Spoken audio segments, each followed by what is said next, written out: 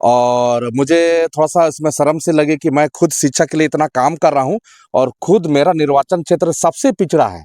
जी, वो जीतने से पहले भी नहीं गए हैं, जैसे लोगों का मानना है कुछ-कुछ जगह जहाँ बहुत अंदर-अंदर है, जैसे बालीबांध के क्षेत्र में और जो उड़ीसा से सटा-सटा कुछ गाँव है, वहाँ मैंने 2-3 बार अभी कुछ दिन पहले प्रचार के दौरान गया था, तो वहाँ पे सड़क और बिजली का व्यवस्था बहुत ही खराब है।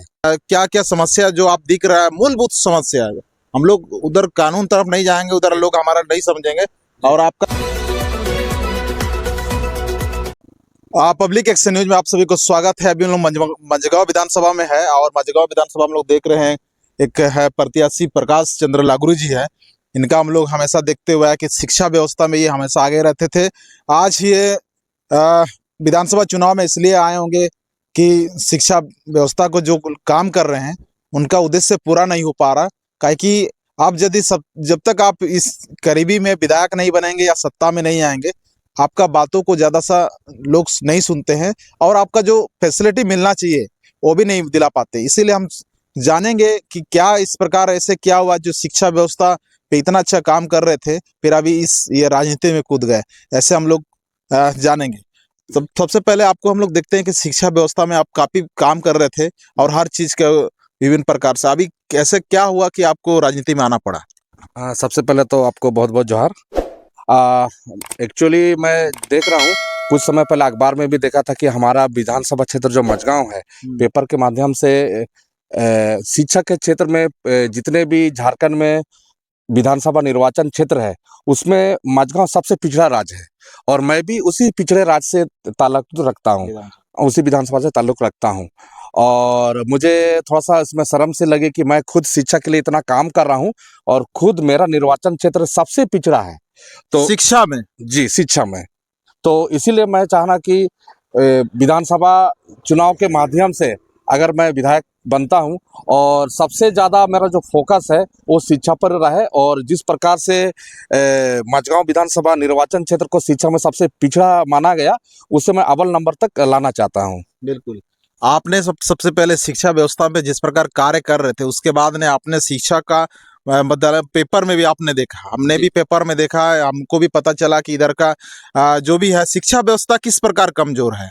देखते हैं यहाँ पे हमेशा स्कूल सब में बच्चे लोग जितने एडमिशन तो होते हैं, लेकिन वो ज़्यादा समय तक नहीं रह पाते हैं। फिर बच्चे जो है वो स्कूल से कुछ समय तक रहते हैं और उसके बाद गायब ही जैसे हो जाते हैं। वैसे करते-करते हम लोग देखते हैं कि हर स्कूल में अभी संख्या बच्चों की बहुत कम है। क्या बच्चे लोग पढ़ना नहीं चाहते हैं?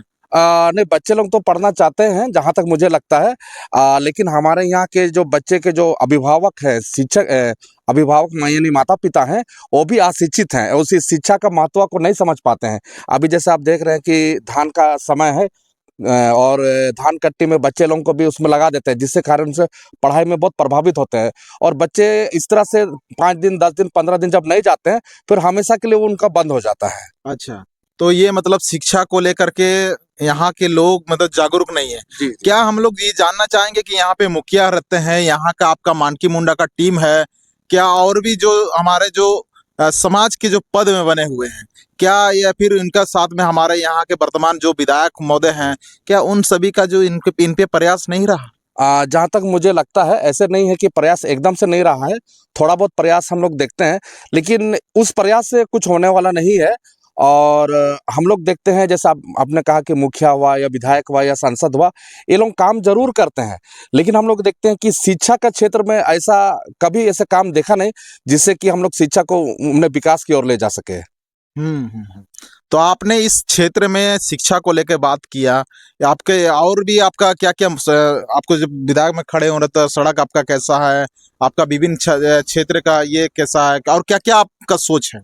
देखिए, वैसे तो हर मूलभूत चीज़ लोगों को मिलना चाहिए और मेरा मानना ऐसा है कि अगर लोग सही रूप से सही अच्छा से अगर शिक्षित हो जाएँगे, तो सारी समस्या वैसे ही अपने आप खत्म हो जाएगी।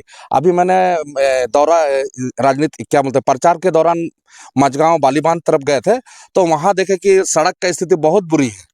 हालाँकि हम लोग देखते हैं कुछ क्षेत्र में कि सड़क की स्थिति ठीक है, लेकिन अभी भी मझगाँव के कई ऐसे क्षेत्र हैं, जहाँ जाने से ऐसा लगता है कि हम लोग जो है ना 400-500 साल पीछे आ गए हैं। तो जैसे वहाँ के लोगों से का कहना है, यहाँ लोगों के कार्यकर्ता तो आते हैं, लेकिन कभी कोई विधायक सांसद आए भी होंगे तो लेकिन किसी को पता नहीं है। मतलब विधायक संसद भी जीतने के बाद इधर नजर नहीं आता। जी, वो जीतने से पहले भी नहीं गए हैं, जैसे लोगों का मानना है। कुछ-कुछ जगह जहाँ बहुत अंदर-अंदर है, जैसे बालीबांध के क्षेत्र में और जो उड़ीसा से सटा-सटा कुछ गाँव है, वहाँ मैंने 2-3 बार अभी कुछ दिन पहले प्रचार के दौरान गया था, तो वहाँ पे सड़क और बिजली का व्यवस्था बहुत ही खराब है। और देखते हैं वहाँ पर स्कूल में भी बच्चे की संख्या इधर के तुलना में बहुत ही कम है। तो ऐसे आप बच्चे लोगों के लिए क्या क्या व्यवस्था करेंगे जो बच्चे लोग कंटिन्यू स्कूल करते रहे? देखिए, सबसे पहले तो सरकार को इस पर विचार विमर्श करना चाहिए। जिस तरह से अभी हम लोग देखते हैं कि सभी बच्चों को पास करा दिया जाता है और 9-10 क्लास के बच्चों को आप देखिएगा, अपना स्टेट के बारे में, अपने विधायक के बारे में या छोटा-मोटा कोई भी चीज़ को हम लोग पूछते हैं, तो वो बता नहीं पाते हैं। तो अभी जो ख़ासकर में जो शिक्षकों से मेरी ये है कि वो जो है ना, बच्चों को अपने बेटे के समान, अपने छोटे भाई के समान पढ़ाना चाहिए, ताकि यही बच्चे जो है ना, आगे मैट्रिक कम से कम ठीक से कर पढ़ पाएँगे। तो अगर ज़्यादा नहीं भी पढ़ पाते हैं, तो कम से कम पुलिस में, सेना में तो ज़रूर से जाएँगे। हाँ, तो बिल्कुल हम लोग देख रहे हैं कि तमाम यहाँ पे तो सबसे ज्यादा देखते हैं कि यहाँ पे तो आपका आदिवासी ही विधायक हैं, आदिवासी ही संसद बनते आ रहे हैं। क्या आपके आदिवासी विधायक महोदय लोग इस पर चर्चा करके अपना समाज के लोगों को शिक्षित कराना नहीं चाहते? मुझे तो ऐसा नहीं लगता है। मैं देखिए, काफ़ी पिछला 4-5 साल से शिक्षा के क्षेत्र में काम कर रहा हूँ। मेरे पास मुझे काफ़ी प्रशासनिक अधिकारियों का भी सपोर्ट रहा है। लेकिन आज तक कभी भी कोई विधायक या कोई सांसद या कोई मुखिया मेरे पास या शिक्षा के बारे में कभी चर्चा ही नहीं किए हैं और किसी भी प्रकार का हेल्प या किसी भी चीज़ में कभी मेरे सामने ना आए हैं, ना बात किए हैं। लेकिन यही चीज़ देखते हैं, यहाँ के जो अधिकारी लोग हैं, जैसे बीडीओ, सीओ या डीसी साहब या अन्य पदाधिकारी, वो लोग काफ़ी रुचि रखते हैं। और वो लोग मेरे जो शिक्षा के क्षेत्र में जितना काम कर रहा हूँ, तो प्रशासन भी जितना उन लोग से बन पड़ता है, वो लोग इस काम में सपोर्ट ज़रूर करते हैं। जैसे मैं पिछला 4-5 से एक लाइब्रेरी खोलने का अभियान चलाया हूँ कोल्हान में। पहले डीआईजी साहब थे अजय लिंडा, उनका काफ़ी सपोर्ट रहा है। उनके बाद अभी वर्तमान में एसपी आशुतोष शेखर जी, वो भी इसमें काफ़ी सपोर्ट करते आ रहे हैं। तो मैं देखता हूँ कि प्रशासनिक क्षेत्र से जो लोग हैं, अभी उनका तो ठीक ये है, लेकिन जो है हमारे यहाँ जो विधायक सांसद हैं या मुखिया हैं, ये लोग अगर जिस दिन इस शिक्षा का क्षेत्र पर कदम बढ़ाएंगे तो निश्चित ही हमारा मझगांव विधानसभा आगे की ओर जाएगा।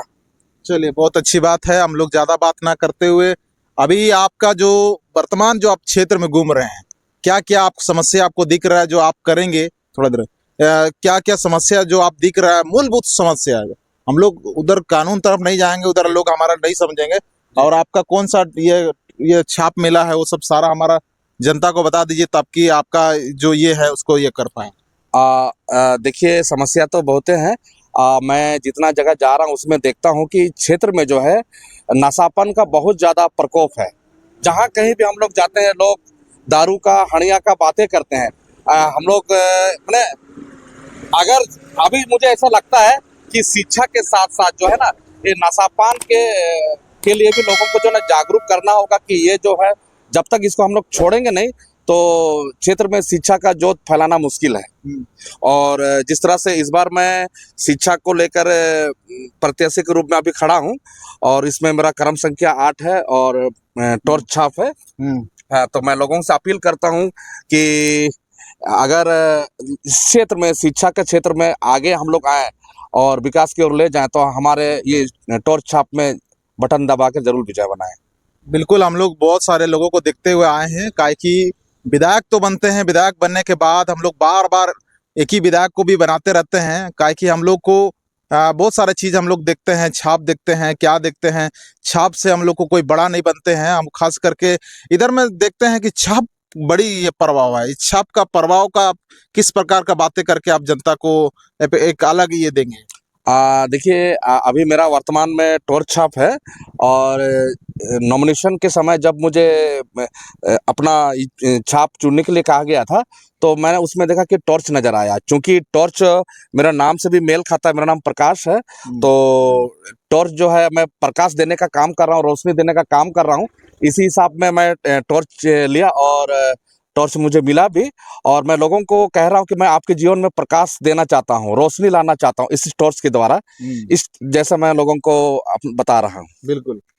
बिल्कुल, हम लोग रात को जब रात के अंधेरे में जब आगे बढ़ते हैं, तो हम लोग टॉर्च लेके आगे बढ़ते हैं, तो हम लोग आसानी से आगे हम लोग निकल जाते हैं। तो इसी प्रकार प्रकाश लागुरी जी अपना टॉर्च के माध्यम से ये आप लोगों को ये कर रहे हैं।